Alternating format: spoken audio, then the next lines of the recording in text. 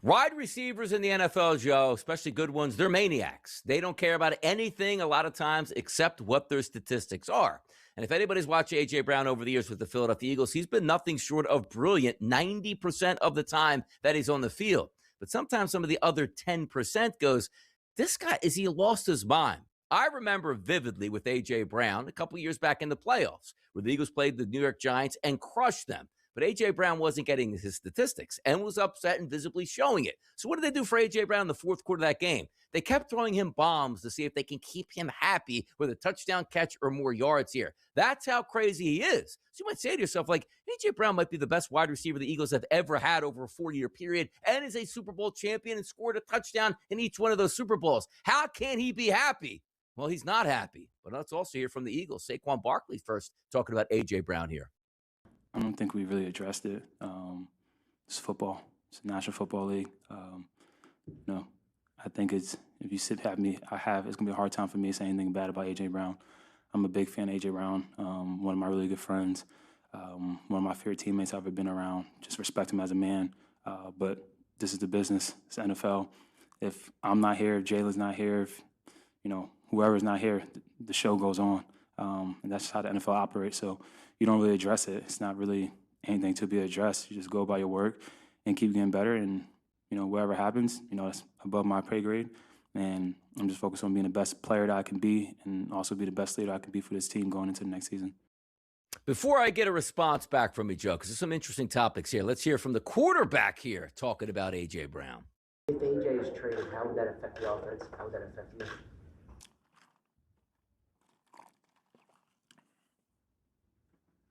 Pick the right question to sip on, huh?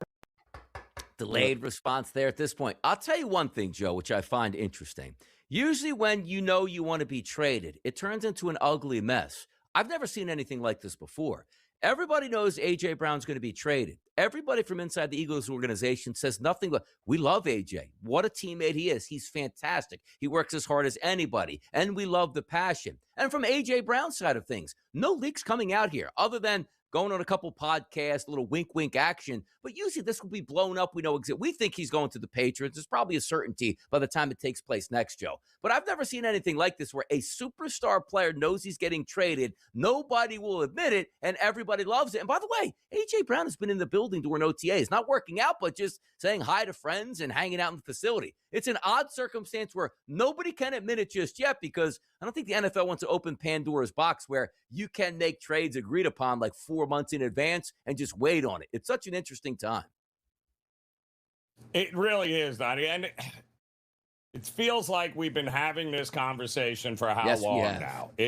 Long time. It's just forever. And listen, you can't make the move till what? June 1st? Is that really what the timeline is here? So from now until at least, the calendar turns to June 1st, a couple of more days, I think it'll be all rectified, Donnie, sooner rather than later. I do think if something is going to happen, it's likely going to happen quickly because you don't want to continue to have this conversation and have these players continue to be asked about somebody that's likely not going to be part of the team this year.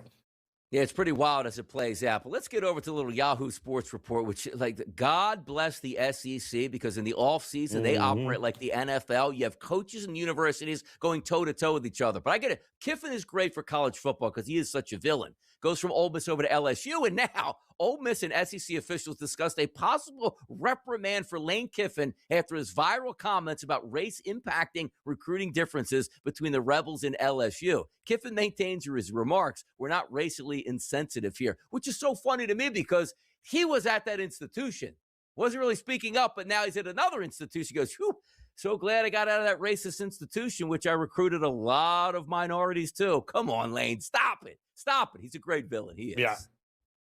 It really is, Donnie. He is so good for the sport. And actually, every hire that LSU has is fantastic. It's going to be must-watch television every time Will Wade, Lane Kiffin, every time they take the podium, every time they're coaching. LSU is going to be number one in ratings this year. It will be. And by the way, in Baltimore, remember that big fight with Lamar Jackson getting that new contract here, finally got it? Well, Lamar Jackson seemingly up for an extension once again, Joe, but wants to keep those discussions private. Yeah, he did such a great job with Harbaugh keeping everything so quiet too, didn't he? They're really good job. You know there. what? Unreal. Keep it quiet until you actually win in the playoffs and win big. How about that, There you Lamar? go. Hour number 2 on its way next. The fun seems like it's just starting. Make sure you come back. We'll do it. Let's get to the early lineup here, Joe, because we got some topics we have to get to. Now, in the previous segment, we were hearing from Nick Sirianni talking about coaches, talking about Jalen Hurts, and that's what you want to hear, positives. Well, in this one, Matt LaFleur is talking about Josh Jacobs. I don't think it's positive. Let's go. Are there team standards that you enforce regardless of legal matters? Oh, always. We always have high standards here, but, I think our guys have done a really good job over the course of at least my time here. I think Goody and his staff do a great job of valuing character and bringing in, really good people. I hate to laugh because the topic is serious, but when you ask a guy like the coach and you put him in that position here, he's actively saying we care about character. Did you read the police report on the charges that were filed against your running back? Understand this. Athletes live a completely different life than we do. If you have that much talent, you will get 2nd, 3rd, 4th, 5th, 6th, 7th, 8th, 9th, and 10th chances. Here, the common man shows up to work, Joe, with that rap sheet, what he was arrested for. He's probably still in jail because he can't make bail. Number 2, we're not dealing with this and wipe your hands. Now you have a coach like, hey, you know what? We have a great system here and we take everything into account. Or do they? Well, I mean, listen, it also happens to be part of a position here that while he was, their best running back and one of the better running backs in the NFL, everybody is replaceable. And I would say, hey, listen, he has been screaming innocent from the get-go here. We'll see how it plays out, but it's not going to take a lot, Donnie, to convince the public and the NFL. Even if they can't prove anything, the NFL, that doesn't mean the NFL won't step in and suspend him regardless. So it's not a good situation for him or the league or Green Bay for that matter. Do you remember when the whole Deshaun Watson fiasco went down? People need quarterbacks, or teams, I should say, need organizations like the Browns need quarterbacks, and we were willing to look past everything here, including suspensions, and also rig a guaranteed contract. So when the player does start to serve a suspension, he doesn't have to pay that much. If you are talented, you get more benefits than anybody else. And maybe you see that here with Josh Jacobs here. Travis Kelce, he got a lot of benefits, which includes being a superstar tight end in the NFL, making a ton of money there. Off of the football field, making even more money with his podcast with his brother and showing up on numerous commercials. And now he goes, I'm about to marry Taylor Swift, who is a billionaire. Money is good. Let me buy in to my hometown Cleveland Guardians. Yeah, it's, hey, listen, why not, right? I just don't know how you go from, Mahomes and a winning organization in Kansas City to now investing in the Guardians. But okay, it just goes to show you, Donnie, that being part of ownership groups in professional sports teams, whether they win or not, I guess it's pretty profitable. It is profitable. And also, by the way, there's no more room, I guess, in Kansas City with the Royals because Patrick Mahomes actually bought in to the Kansas City Royals as well. Boy, it must be nice. Play a sport, buy into other ownership. And as you know, Joe, it's like stocks. They only go up in value. So it's going to be a pretty profitable stake that he possibly has there. Mac Jones back with those San Francisco 49ers, Joe, to back up Brock Purdy. Or should we say, when Brock Purdy is injured, Mac Jones will play. Listen, I think it's a great signing, and it's good for Mac Jones. I mean, I think he's your perfect backup quarterback in a system that he thrives in with some players there. I think it works out great for both sides. That, to me, is a win-win signing, Donnie. You know what a win-win signing's been for many teams here? Getting Von Miller to play football for you. By the way, did you know Von Miller was drafted in 2011? Not as a kicker or long snapper, Joe, as a defensive end pass rusher. We're lining up in 2026, and it looks like he's probably going to play another year. This guy going to the Hall of Fame when he hangs it up, but he still has something left in the tank.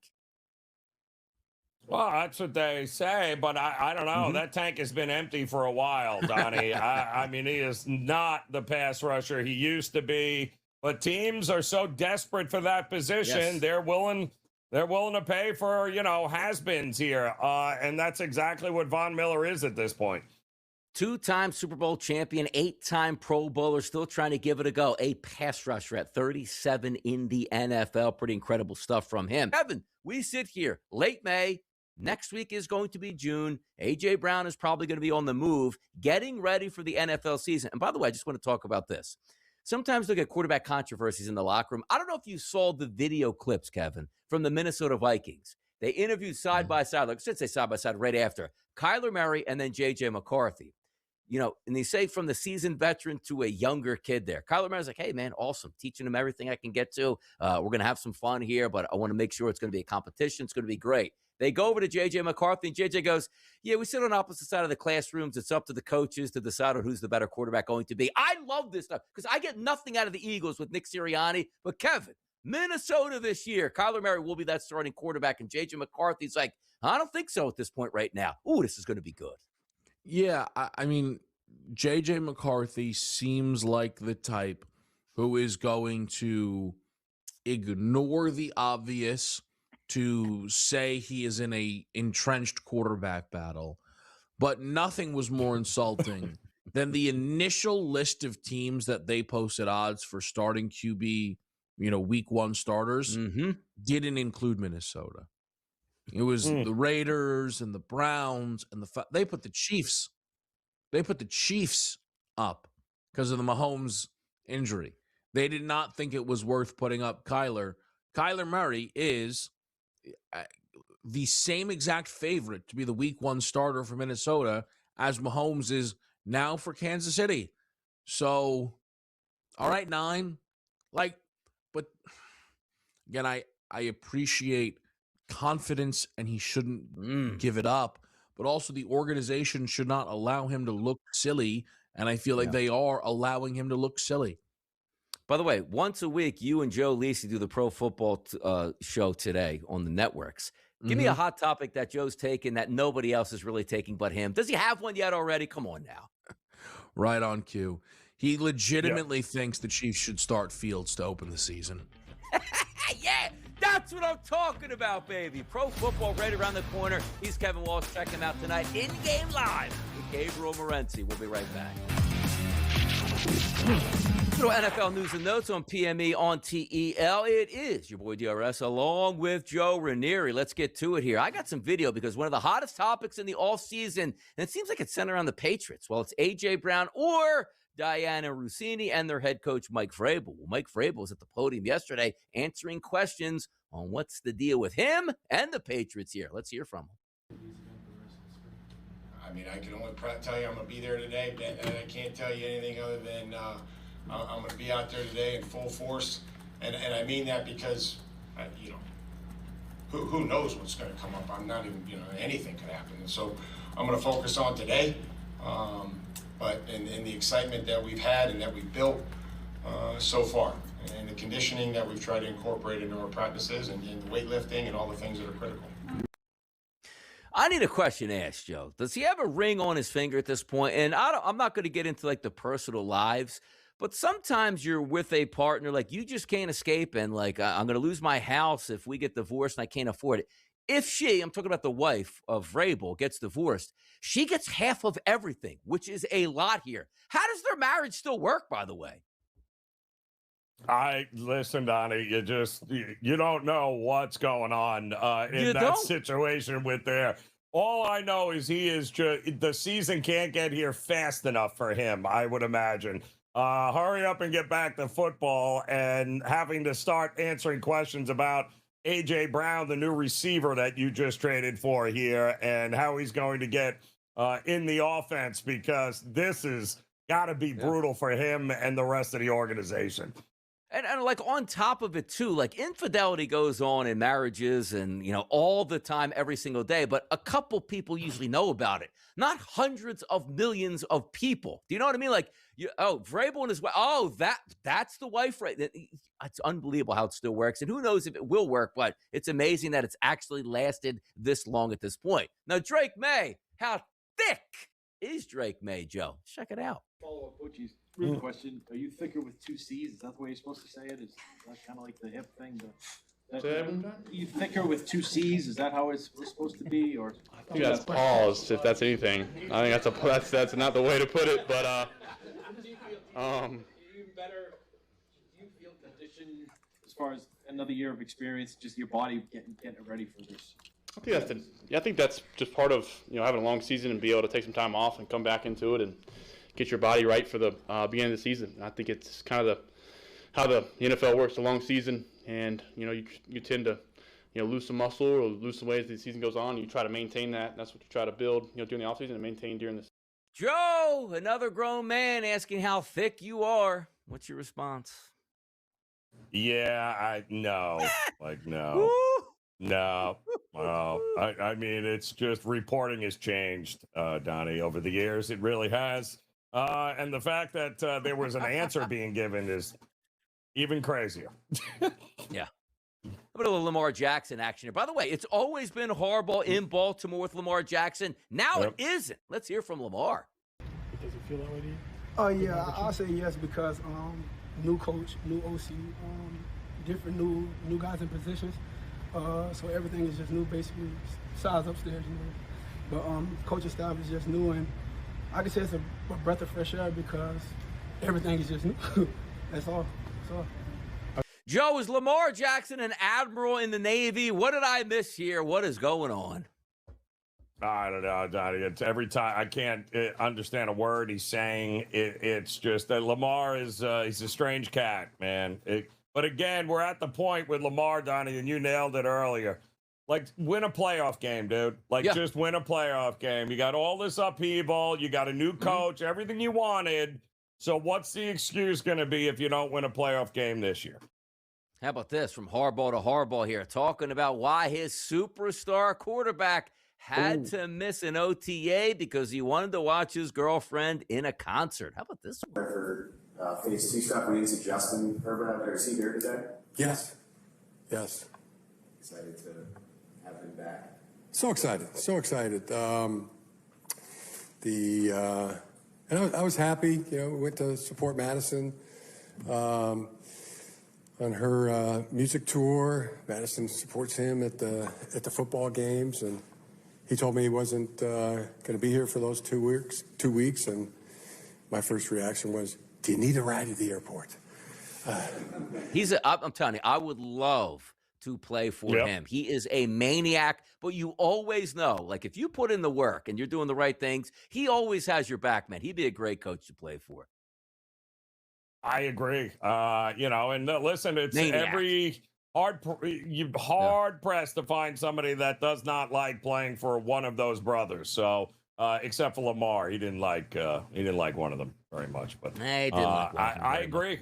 He better win a game though at some point. He's another one that we got to get. That quarterback of yours, he better win a playoff game at some point as well.